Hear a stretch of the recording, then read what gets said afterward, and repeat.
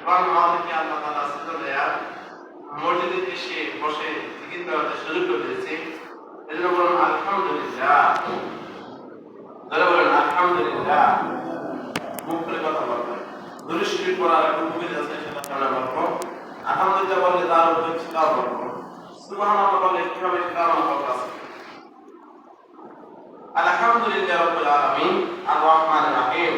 আমরা যখন বলি আলহামদুলিল্লাহি রাব্বিল আলামিন, আল্লাহ তাআলা বলে মানে আলহামদুলিল্লাহ, তোমরা কোন আল্লাহ প্রশংসা করো? আল্লাহ বলে আলহামদুলিল্লাহি, আমরা প্রশংসা করলাম। আল্লাহ তাআলা বলে মানে আলহামদুলিল্লাহি, তোমরা কার প্রশংসা করো?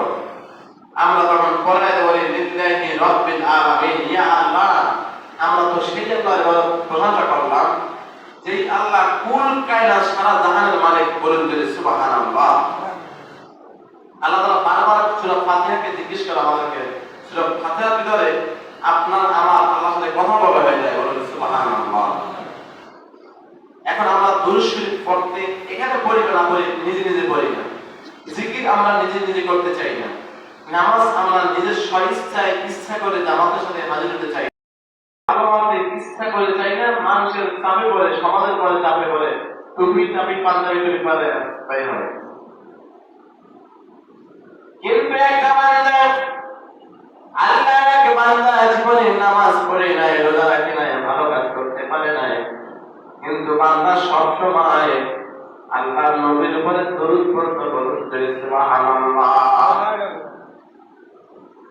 এই দরুদ পড়ার কারণে আল্লাহ পাকের বান্দা যখন তার ছেলেকে নিয়ে দূরে উদ্দেশ্যে ভ্রমণে ব্যবসার জন্য চলে যাচ্ছে, এমন সময় হঠাৎ করে পথের মধ্যে ওই বান্দার গায়ে প্রচন্ড জ্বর হওয়া শুরু হয়ে গেল। ছেলে একা, কেউ নাই, কেউ নাই, আর চিন্তায় বাঁচাও আমাকে, বাবাকে বাঁচাও, গ্যাসও নিয়ে যাও হাসপাতালে, গ্যাসও ধরানো বাবাকে। কিন্তু চিন্তা চিন্তা করতে করতে এক সময় ওই দরুদ পড়া লোকটা দিনের নামাজ পড়া তাকে ফিকির করে নাই, অন্য কোনো ভালো নেকামল করতে পারে নাই, শুধু আল্লাহ নবীর দরুদ শরীফ পড়তে সব সময়। এই বান্দাটা ওইখানে সাথে সাথে অসুস্থ হয়ে যাওয়ার পর মালাকুল মউত হাজির হয়ে তার জান কান্দানি করে দিল। জানটা কবজ হয়ে যাওয়ার পরে ওই তার আপন ছেলে দেখতেছে সাথে সাথে তার চেহারাটা কুকুর আর শুকরের বর্ণ ধারণ করছে। বলুন জোরে নাউজুবিল্লাহ। কারণ সবাই জানেন এখন আপনার আমার যেমন চেহারা, মৃত্যু হয়ে গেলে কারো চেহারা সুন্দর হয়, কারো চেহারা কালো হয়। কেউ জিহ্বা দিয়ে জিহ্বাটাকে দাঁত দিয়ে কামড়ে ধরে বসে, আমাকে মৃত্যু যন্ত্রণায় ছটফট করে করে হা করে থাকে আর তাকাইয়া থাকে। মানুষের এসে মুখ বন্ধ করে দেওয়া লাগে, গামছা দিয়ে বেঁধে দেওয়া লাগে। আমার চোখ এতবার বোঝাতে চায়, চোখ খালি বেমেলে আছে। কারণ বান্দা ওই জাহান্নামী বান্দা বেনামাজি, আল্লাহর হুকুম পালনকারী বান্দাকে যখন আল্লাহ পাকের ফেরেশতা জান কবজ করে আর শুরু করে দেয়, এমন বিকট আওয়াজ, এমন বিকট চেহারা নিয়ে আসে, যেই চেহারা দেখলে ওই বান্দা ভয় পায় যায়। এমন ভয় পায়, এমন কলিজার ধরপর ধরপর করে সমস্ত শরীরের অঙ্গ প্রত্যঙ্গের ভিতরে ওই বান্দা ব্যথা অনুভব করতে পারে। বলুন জোরে নাউজুবিল্লাহ। ফেরেশতারা জানটা ধরতে চায়, বলে না না, যাব না, যাব না, যাব না। আর জাহান্নামের ফেরেশতারা জাহান্নামের সব সরঞ্জাম নিয়ে ওই জাহান্নামের লোকটাকে নেওয়ার জন্য সবাই এসে দাঁড়ায় রয়েছে। আর বান্দা যখন দেখে জাহান্নামের শিকল নিয়ে আমার চতুর্পাশে জাহান্নামের ফেরেশতা দাঁড়ায় রয়েছে, তখন জানটা বের করতে চায় না, জিজ্ঞাসা সেদিক তাকায়, দিক লাফায় সেদিক লাফায়। আস্তে করে ফেরেশতা আজরাইল আলাইহিস সালাম জানটাকে পাড়ায় ধরে জানটা ছিঁড়ে নিয়ে যায়। বলুন জোরে নাউজুবিল্লাহ। এই জন্য কিছু বান্দা দেখা যাচ্ছে চোখ তাকায় রয়েছে, আবার কাউকে হা করে রয়েছে, আবার কারো চারা কারো বর্ণ হয়ে যায়। কিন্তু আল্লাহওয়ালা মানুষেরা যখন মরে যায় তখন চোখ তাকায় থাকে না, আর মুখ হা করে থাকে না। বান্দা মনে হয় নিরিবিলি আল্লাহ আর বান্দা কোন মায়ের কোলে ঘুমায় রয়েছে। বলুন জোরে সুবহানাল্লাহ। এই সময় বেনামাজি ওই তখন কোনো ভালো কাজ করতে পারে নাই, ওই বান্দাটা যখন মরে গেল, এই পাটটা ছেড়ে দেখতে যে তার চেহারাটা সুগরের রূপ ধারণ করছে, বলুন করে নাউজুবিল্লাহ। ওই ছেলে কান্না করে, আল্লাহ রাব্বুল আলামিন, আমার বাবা কি অন্যায় করেছে, কি অপরাধ করেছে রব্বুল আলামিন, আপনি মাফ করিয়া দেন। আমার বাবার চেহারা মানুষ দেখতে আমাকে বড় খারাপ ভাবছে, খারাপ মনে করবে, আল্লাহ গো আমার বাবার চেহারা সুন্দর করিয়া দেন। কিন্তু সুন্দর হয় না, সুন্দরের চেহারা আছে কালো বর্ণ, এমন কালো বর্ণ দেখতে মানুষ ভয় পায়, মানুষ ভয় পায়। এমন সময় ওই বান্দা দেখতেছে হঠাৎ করে ঘুমাচ্ছে, ঘুমের ভিতরে স্বপ্নের ভিতরে দেখতেছে কে যেন সুন্দর দাড়িওয়ালা, পাগড়িওয়ালা, ভক্তরে সুন্দর, চাঁদের চেয়ে সুন্দর একটা মানুষের সামনে পাশে বসেছে, আর বলতেছে ও মা, আজকে কেন আমার উপরে দোষ করো নাই? আমি তোমার খুঁজে খুঁজে, তোমার খুঁজে খুঁজে আমি এইখানে এসে তোমাকে পেয়েছি, বলুন করে সুবহানাল্লাহ। সুন্দর দাঁড়িয়ে সুন্দর চেহারা মানুষটা যখন তার বাবার চেহারার উপরে হাত বুলাই দেওয়ার সাথে সাথে চেহারাটা চাঁদের চেয়েও সুন্দর হয়েছে, বলুন করে সুবহানাল্লাহ। এইবার লোকটা যখন যাওয়া শুরু করেছে, ওই যুবকটা খপ করে হাতটা ধরেছে, আপনি কে, আপনাকে আপনার পরিচয় কি?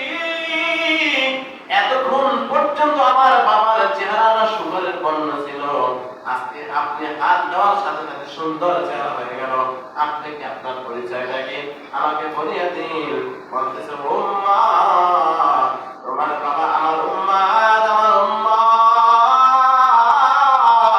প্রত্যেকদিন তোমার বাবা আমার ঘরে দুরূদ শরীফ পড়তো, এই জন্য আমার দুরূদ শরীফ ফেরেশতা আমার কাছে পৌঁছে দিত, কিন্তু আজকে তোমার দুরূদ শরীফ, আমার বাবার দুরূদ শরীফ আমার কাছে পৌঁছায় নাই, এই জন্য আমি নিজেই রাসূল তোমার বাবার কাছে ছুটে আসছি, বলুন সুবহানাল্লাহ।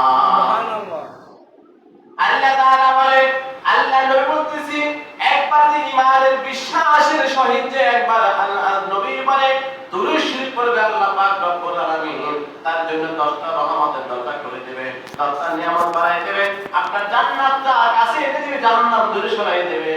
তার উপর থেকে বড় মুসিবত থাকবে, আল্লাহ নবীর বলে দুরূদ শরীফ পড়ার কারণে আল্লাহ পাক রব্বুল আলামিন ওই বান্দার সমস্ত মুসিবত দূর করবে, বলুন সুবহানাল্লাহ।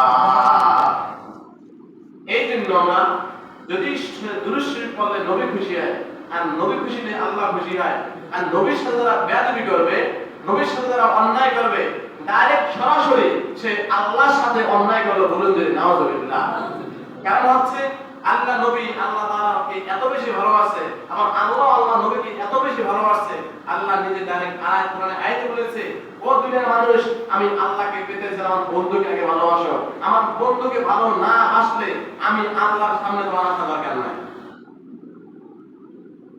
এই জন্য আমাদের প্রত্যেকের কিছু দুরূদ শরীফ পড়া, একটু নবী সাল্লাল্লাহু আলাইহি ওয়াসাল্লাম পড়া, কালিমা তাইয়্যিবা বেশি পড়া, লা ইলাহা ইল্লাল্লাহ মুহাম্মাদুর রাসূলুল্লাহ, লা ইলাহা ইল্লাল্লাহ মুহাম্মাদুর রাসূলুল্লাহ। খেত খামারে বসে আছেন, আপনি ব্যবসায় বসে আছেন, লোক লস্কর নাই, আপনার ক্রেতা নাই, আপনার খেতে বসে আছেন, কোনো কাজ নাই, আপনি বসে বসে আল্লাহ জিকির করেন, সুবহানাল্লাহ সময় বলেন, আলহামদুলিল্লাহ সময় বলেন, কি নিয়ে আপনারা নিষেধ করেছে? বাজে চিন্তা খিসমিস করে, আপনি কি দেওয়া শুনতে আল্লাহ মনে মনে লজ্জা লাগে, শরম করে, মনে মনে বলেন। হাতের কর মানুষের লজ্জা লাগে, হাতের কর না দেখে নিজে নিজে আল্লাহ জিকির করেন, সমস্যা কি? কিন্তু আপনি অন্তর পচে গেছে, অন্তর নষ্ট হয়ে গেছে, অন্তরে পচা গন্ধ, জাহান্নামের গন্ধ ভিতরে, কেমনি জিকির করবেন? এই জন্য আমরা চাই সকলে নবীর বিষয়ে দৃষ্টি পড়বো এবং কালিমা তাইয়্যিবা বেশি বেশি পড়বো। কালিমা তাইয়্যিবা বেশি বেশি পড়লে আল্লাহ পাক রব্বুল আলামিন আপনার আমল নামাটাকে, আপনার অন্তরকে, আল্লাহ আপনার হৃদয়টাকে পরিষ্কার পরিশুদ্ধ করে 5 ওয়াক্ত নামাজের বান্দা জমিনে বানাইয়া, নেককার বানাইয়া, তারপরে কবর নেমে বলেন যে সুবহানাল্লাহ ওয়া লা ইলাহা ইল্লাল্লাহ ফা দাখালা জান্নাহ। একবার যে সুবহান কালিমা তাইয়্যিবা পড়বে ঈমানের সহিত, আল্লাহ তাআলা তাকেও জান্নাতে নেবে। তার আমাদের 1 কোটি বার পড়ে, 2 কোটি বার, 1 লাখ, 2 লাখ, 5 লাখ, 10 লাখ, 20 লাখ হয়, তার একবার পড়লে আল্লাহ জান্নাতে নেয়। আমাদের থাকে সেখানে 1 কোটি বার অথবা 10 লাখ, 20 লাখ বার, তাহলে আল্লাহ পাক আপনাকে আমাকে জান্নাতে অবশ্যই নিয়ে যাবে। আল্লাহ দয়া করে বলেন যে সুবহানাল্লাহ। বসে আছেন, কালিমা এটা আমি কিন্তু রেগুলার পড়ি, 100 200 500 অনেক সময় হয়,